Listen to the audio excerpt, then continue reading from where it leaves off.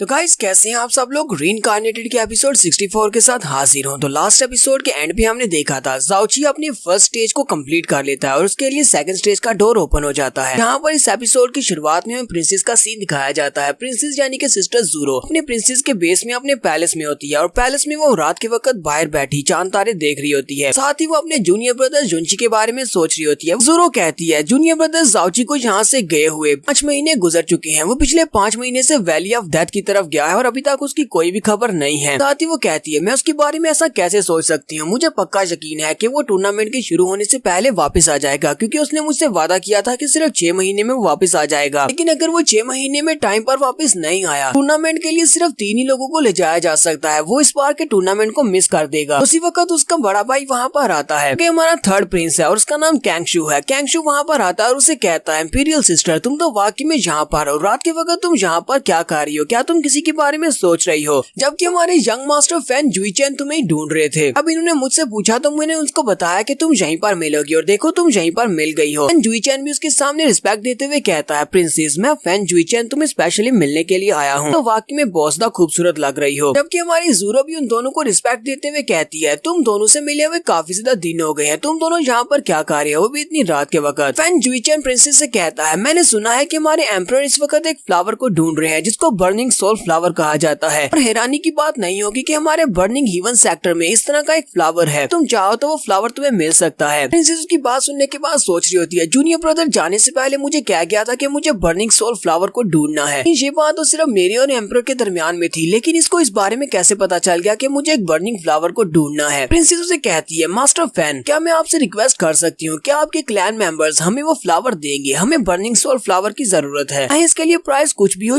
कोई भी कंडीशंस क्यों ना हो, हम आपकी उन कंडीशंस को पूरा करेंगे और साथ में आपको प्राइस भी देंगे। यंग मास्टर फैन उसे कहता है हमारे ट्राइब के लिए बर्निंग सोल फ्लावर एक बहुत ही ज्यादा वैल्यूएबल ट्रेजर है। इसी वजह से बर्निंग सोल फ्लावर के रिलेटेड बात करने की इजाजत तो मुझे नहीं है, लेकिन अगर मैं अपने फादर से जाकर इस बारे में रिक्वेस्ट करूं, दूसरी बात यह है कि हमें आपकी तरफ से कोई ऐसा ट्रेजर मिल जाए जो कि हमारे उस बर्निंग सोल फ्लावर को रिप्लेस कर सके, तो हो सकता है कि मेरे फादर इस बात के लिए मान जाएं। साथ ही अंदर से वो सोच रहा होता है बराबरी का ट्रेजर तो तभी मिलेगा जब तुम यहाँ पर मेरी वाइफ बनकर मेरे साथ बर्निंग हेवन सेक्टर में वापस जाओगी, तभी मेरे फादर इस बात के लिए मानेंगे और वो तुम्हें बर्निंग सोल फ्लावर दे देंगे। जिस उसकी बात समझ जाती है और उसे कहती है अब जबकि तुम्हारे सेक्टर के लिए बर्निंग सोल फ्लावर काफी ज्यादा कीमती है, तुम लोग उसको ऐसे नहीं दे सकते, तो फिर ठीक है तुम लोग उसे अपने पास ही रखो, मैं अपने लिए किसी और जगह से बर्निंग सोल फ्लावर को ढूंढ लूंगी, तुम्हें ज्यादा परेशान होने की जरूरत नहीं है। और साथ ही वो पीछे की तरफ मुड़ जाती है। तो फैन जुईचेन सोच रहा होता है चलो देखते हैं कि तुम कब तक मुझसे दूर भागोगी, एक ना एक दिन तो तुम्हें मेरे पास आना पड़ेगा। हमारा नेक्स्ट सीन फिर से ज़ाओची का दिखाया जाता है। ज़ाओची को सेकंड स्टेज में एंटर हुए काफी ज्यादा दिन गुजर चुके हैं और वो वहाँ पर काफी सारे मॉन्स्टर्स को मार भी चुका है। ज़ाओची के सामने बहुत सारे मॉन्स्टर्स होते हैं, बिल्कुल पिछली बार की तरह ही, जहाँ पर भी बहुत सारे मॉन्स्टर्स की वेव्स निकलती हैं, लेकिन इस बार उसे पहले से पता है कि उसे यहाँ पर कितने ज्यादा मॉन्स्टर्स को मारना है। ज़ाओची कहता है मैंने यहाँ पर 83,900 मॉन्स्टर्स को मार दिया है। ज़ाओची कहता है लेकिन यहाँ पर मुझे पहले से पता है कि मुझे यहाँ पर कितने ज्यादा मॉन्स्टर्स को मारना है। डिवाइन कार्ड ने कहा था कि मुझे यहाँ पर 99,999 मॉन्स्टर्स को मारना है। मेरे पास सिर्फ 1 साल का टाइम है, 1 साल के अंदर अंदर मुझे ये सारे मॉन्स्टर्स को मारना है, तभी मैं इस टेस्ट को पास कर पाऊंगा। हालांकि ये मॉन्स्टर्स इतने ज्यादा स्ट्रॉन्ग नहीं है और एक एक करके मैं बड़ी आसानी से इनको मार सकता हूँ, लेकिन यहाँ पर मॉन्स्टर्स की तादाद बहुत ज्यादा है। कभी कभी ये मॉन्स्टर्स झुंड बनाकर निकल आते हैं और सभी से एक साथ मेरे पर अटैक करते हैं। जब इन सभी को मारना मेरे लिए काफी ज्यादा मुश्किल हो जाता है। लेकिन चलो ये बात तो अच्छी है कि मेरी पास्ट लाइफ में मैंने 70 मिलियन लोगों को मारा था और यही तजुर्बा मेरे यहाँ पर काम आ रहा है, क्योंकि यहाँ पर मॉन्स्टर्स की तादाद इतनी ज्यादा नहीं है जितने इंसानों की मैं जान ले चुका हूँ। ज़ाओची कहता है लगता है कि मुझे यहाँ पर आए हुए काफी ज्यादा वक्त गुजर चुका है और बहुत ही जल्दी टूर्नामेंट भी स्टार्ट होने वाला होगा। मेरे पास ज्यादा टाइम नहीं बचा, जल्दी से जल्दी यहाँ पर कुछ ना कुछ करना होगा। पास अब पूरा साल नहीं है कि पूरे साल में मैं इतने ज्यादा मॉन्स्टर्स को मारूं। आज मेरे पास मैंने हीवनली पॉइजनस ब्रीड का पॉइजन होता तो इस पॉइजन को यूज करते हुए यहाँ पर सिर्फ एक ही रात में मैं इतने सारे मॉन्स्टर्स को मार सकता था, लेकिन अफसोस कि इसका सारा पॉइजन तो जा चुका है। फिर साथ ही यहाँ पर ज़ाओची को एक आइडिया आता है। ज़ाओची कहता है अगर मैं यहाँ पर पॉइजन को यूज करके सारे मॉन्स्टर्स को एक बार में नहीं मार सकता, यहाँ पर कम से कम फिनिक्स की फायर को तो यूज कर सकता हूँ। पर सामने उसे जंगल दिखाई देता है। ज़ाओची कहता है यहाँ पर क्योंकि जंगल ही जंगल है, अगर मैं इस जंगल को आग लगा देता हूँ और सारे मॉन्स्टर्स को वहाँ पर इकट्ठा कर देता हूँ तो ये सारे मॉन्स्टर मेरी फिनिक्स की फायर के साथ जलकर खुद ही मर जाएंगे, तो मुझे यहाँ पर इन मॉन्स्टर्स का पीछा नहीं करना पड़ेगा और एक एक करके इनको नहीं मारना पड़ेगा। इस तरह मुझे लगता है कि मैं बहुत ही जल्दी इस टास्क को कंप्लीट कर लूंगा। तो फिर इस आइडिया को आजमा कर देखते हैं। ज़ाओची लिटिल फेरी से कहता है लिटिल फेरी मेरे पास एक तुम्हारे लिए बहुत ही अच्छा सरप्राइज है, क्योंकि तुम लिटिल फेरी हो और फ्रोजन पैलेस से हो। मुझे लगता है कि तुमने अपनी सारी जिंदगी बर्फ को देखा है। तुमने आइस और स्नो से कवर माउंटेन्स को तो देखा होगा, लेकिन आज मैं तुम्हें फायर से कवर प्लेन को दिखाने वाला हूँ। ये वाली फायर बहुत ज्यादा बड़ी होने वाली है और इसको अपनी आंखें खोलकर देखना, क्योंकि ये तुम्हारी जिंदगी की सबसे बड़ी फायर होगी। जाओची जल्दी से अपने फिनिक्स विंग्स खोलता है और जल्दी से जंप करता हुआ उस फॉरेस्ट की तरफ चला जाता है और सारे मॉन्स्टर से कहता है तुम सभी लोग जल्दी से मेरे पीछे आओ। और वो सारे के सारे मॉन्स्टर्स भागते हुए उस जंगल में उसके पीछे चले जाते हैं। ऐसे वो जंगल में उसके पीछे जाते हैं। जाओची कहता है हाँ बिल्कुल ऐसा ही, मेरे पीछे आते जाओ। वहाँ पर जाने के बाद जाओची अपने star scorching demon lotus move को यूज करता है और अपनी फायर को वहाँ पर फैला देता है। जाओची अपनी फिनिक्स फायर को जब वहाँ पर जंगल में फैलाता है तो वहाँ पर पेड़ों को आग लग जाती है और पूरे का पूरा जंगल जलना शुरू कर देता है। जाओची आग लगाने के बाद वापस लिटिल फेरी के पास आ जाता है और उसे कहता है मैंने तुमसे झूठ नहीं बोला, मैंने तुम्हें कहा था ना कि मैं तुम्हें यहाँ पर दुनिया की सबसे बड़ी फायर दिखाने वाला हूँ। ये मत कहना कि तुम्हारे फ्रोजन पैलेस के लोग फायर से नफरत करते हैं। अगर तुम इससे नफरत करती भी हो तो कोई फर्क नहीं पड़ता, क्योंकि अब तुम मेरे साथ हो और मैं एक फायर एट्रीब्यूट यूजर हूँ। तुम्हें ये सब कुछ यहाँ पर मेरे साथ देखना ही पड़ेगा। जाओची लिटिल फेरी के पास ही आकर बैठ जाता है और उसे कहता है यहाँ पर हवा चलती रहेगी, अगर हवा नहीं रुकेगी तो ये फायर आगे फैलती जाएगी और आसपास फैलती जाएगी, यहाँ तक कि प्लेन के ऊपर जितने भी मॉन्स्टर्स हैं वो सारे के सारे इस फायर से जलकर मर जाएंगे। मुझे यहाँ पर किसी भी मॉन्स्टर को अपने हाथ से मारना नहीं पड़ेगा। थोड़ी देर के बाद वहाँ पर डिवाइन ड्रैगन गार्ड वापस आता है और जाओची से कहता है मैं बहुत ज्यादा बधाई हो, तुमने सेकंड स्टेज को पास कर लिया। और साथ ही वो उसे थर्ड स्टेज के ऊपर ले जाता है। डिवाइन ड्रैगन गार्ड जाओची से कहता है मैंने तुम्हें यहाँ पर नोटिस किया है, तुमने फर्स्ट स्टेज को चूज किया था, तुमने कहा था कि तुम इस लड़की को अपने साथ रखना चाहती हो। वहाँ पर तुम्हारा डिफिकल्टी लेवल डबल हो गया, लेकिन फिर भी तुमने इस लड़की को अपने साथ रखा। फर्स्ट स्टेज में तुमने फर्स्ट स्टेज को कंप्लीट किया और साथ साथ इसको प्रोटेक्ट करते रहे। तुमने सेकंड स्टेज में भी इस लड़की को अपने साथ रखा और फिर इसको प्रोटेक्ट करते रहे। इसका मतलब यह है कि तुम एक जेन्युइन मर्द हो। तो मेरे ट्रायल का जो तीसरा स्टेज था वो हार्ट के रिलेटेड था और तुम्हारे हार्ट को तो मैंने पहली दो स्टेजेस में ही देख लिया, इसलिए मुझे लगता है कि तुम्हें तीसरी स्टेज को पास करने की जरूरत नहीं है, तुमने पहले तीसरी स्टेज को पास कर लिया है। साथ ही डिवाइन ड्रैगन गार्ड जाओची से कहता है तुम्हें बहुत ज्यादा बधाई हो इंसान, तुम हमारे पहले ऐसे इंसान हो जिसने इस दुनिया के ऊपर डिवाइन ड्रैगन गार्ड की ब्लड लाइन को हासिल किया है। तुमसे पहले कोई भी इस ट्रायल को देने के लिए यहाँ पर नहीं आ सका और ना ही किसी ने ट्रायल को दिया है। जबकि तुमने इस टेस्ट को पास कर लिया है तो मैं तुम्हें यहाँ पर डिवाइन ड्रैगन गार्ड का ब्लड दूंगा, जिससे तुम्हें ब्लड लाइन की पावर मिलेगी और फिर साथ ही मैं तुम्हें वो तरीका बताऊंगा जिससे तुम इस लड़की को बचा सकते हो। कि यहाँ पर एक सरप्राइज है, क्योंकि तुमने यहाँ पर डबल डिफिकल्टी के साथ इस टेस्ट को पास किया है तो मैं तुम्हें यहाँ पर 3 डिवाइन ड्रैगन ब्लड के ड्रॉप्स की बजाय ड्रैगन ब्लड के 6 कतरे दूंगा, जिससे तुम्हारी स्ट्रेंथ डबल बढ़ेगी। तुम्हें उन 6 ब्लड ड्रॉप्स को अपनी बॉडी के अंदर कम्प्लीटली एब्जॉर्ब करना होगा, तभी तुम इस लड़की की जान बचा पाओगे। मैं तुम्हें यहाँ पर 7 दिन का टाइम देता हूँ। 7 दिन में तुम्हें उन 6 ब्लड ड्रॉप्स को अपनी बॉडी में कम्प्लीटली फ्यूज करना होगा। ड्रैगन ब्लड को अपनी बॉडी में एब्जॉर्ब करने से तुम्हें काफी सारे ब्रेक थ्रूज भी मिलेंगे, यानी कि तुम्हारा लेवल भी अप होगा। 7 दिनों के दौरान मैं गारंटी देता हूँ कि मैं इस लड़की की जान बचा कर रखूंगा, मैं इसे कुछ भी नहीं होने दूंगा। 7 दिन पूरे होने के बाद जब तुम ड्रैगन ब्लड को अपनी बॉडी में एब्जॉर्ब कर लोगे, मैं तुम्हें वो तरीका बताऊंगा जिससे तुम इसकी जान बचा सकते हो। जाओची कहता है मैं इस ड्रैगन ब्लड को लिटिल फेरी के साथ बांटना चाहता था, लेकिन अब तुमने कहा है कि इसकी लाइफ बचाने के लिए मुझे 6 के 6 ड्रॉप्स को अपनी बॉडी में एब्जॉर्ब करना पड़ेगा, इसलिए मेरे पास और कोई रास्ता नहीं है। जाओची लिटिल फेरी को वहीं पर लेटा देता है और उसे कहता है अब तुम थोड़ा सा इंतजार करो, सिर्फ 7 दिन। 7 दिन में तुम दोबारा से हील हो जाओगी। हमारा जाओची वहीं पर बैठकर उस ड्रैगन ब्लड को अपनी बॉडी में एब्जॉर्ब करना स्टार्ट करता है कि उसे अपनी बॉडी के साथ फ्यूज कर सके। जबकि मॉली भी बाहर निकलती है और डिवाइन ड्रैगन गार्ड से कहती है तुम तो सिर्फ एक सोल का टुकड़ा हो, लेकिन फिर भी तुम्हें यहाँ पर पता चल गया कि इसकी बॉडी के अंदर मेरे जैसी एक प्रिंसेस रह रही है। यहाँ पर हमें मॉली के बारे में भी एक सीक्रेट बात पता चलती है। डिवाइन ड्रैगन गार्ड उसे कहता है मैं तुम्हारे जैसी एक 12 स्टार गार्ड के बारे में कैसे नहीं जान सकता, मुझे तुम्हारी प्रेजेंस के बारे में अच्छी तरह से पता है। तुम 12 स्टार गार्ड्स में से एक गार्डस हो, लेकिन ऐसा कैसे हो सकता है? तुम इस दुनिया में क्या कर रही हो? तो डिवाइन गार्ड्स की राम से हो और इस वक्त मुझे महसूस हो रहा है कि जैसे कि तुम्हारी बॉडी के अंदर गॉड स्लेइंग पॉइजन है। लगता है कि स्टार गार्ड राम के अंदर कुछ बहुत ही बड़ा हुआ है। मॉली उसे कहती है तुम तो सिर्फ एक डिवाइन ड्रैगन हो, स्टार गार्ड राम में क्या कुछ हो रहा है? तुम्हारा उस सबसे कोई भी ताल्लुक नहीं है, क्योंकि तुम चाहकर भी उस राम में नहीं पहुंच सकते। ड्रैगन गार्ड उसे कहता है मुझे इस सबसे कोई भी मतलब नहीं है, मुझे स्टार गार्ड के लोगों से कोई मतलब नहीं है, मैं तो बस जानना चाहता हूँ क्या वो तलवार मिल गई या नहीं, क्योंकि उस तलवार के अंदर कुछ ऐसा है जो कि मेरे लिए बहुत ज्यादा इम्पोर्टेंट है। मॉली उसे कहती है उस तलवार को हासिल करने की चाहत में बहुत सारे गार्ड्स मारे गए, क्योंकि उस वेपन को गार्ड्स को मारने के लिए बनाया गया था। बहुत सारे गार्ड्स उसे अपने लिए हासिल करना चाहते थे। प्रिंसेस तुम्हें इतना बता सकती है कि वो तलवार अभी तक किसी को भी नहीं मिली, क्योंकि बहुत सारे लोग उस तलवार को हासिल करने के चक्कर में मारे जा चुके हैं। सीन में 7 दिन के बाद का दिखाया जाता है। जाओची ड्रैगन गार्ड के ब्लड ड्रॉप्स को अपनी बॉडी में मुकम्मल फ्यूज कर लेता है, जिससे जाओची की मिस्टिक पावर काफी ज्यादा बढ़ जाती है और जाओची अपनी ट्रू परफॉर्म राउंड के 2nd लेवल से डायरेक्टली 10th लेवल पर प्रमोट हो जाता है। फिर साथ ही जाओची ड्रैगन गार्ड से कहता है ड्रैगन गार्ड जैसा तुमने कहा था मैंने वैसा कर दिया। 7 दिन के अंदर अंदर मैंने 6 ड्रैगन ब्लड ड्रॉप्स को अपनी बॉडी में फ्यूज कर लिया है। तो अब जल्दी से मुझे बताओ कि अब मुझे क्या करना है, मुझे वो तरीका बताओ जिससे मैं इस लड़की की जान बचा सकता हूँ। यहाँ पर हम लोग अपनी एपिसोड 64 का एंड करेंगे। तो नेक्स्ट एपिसोड में देखेंगे कि ऐसा कौन सा तरीका है जिससे ज़ाओची लिटिल फेरी की जान बचा सकता है।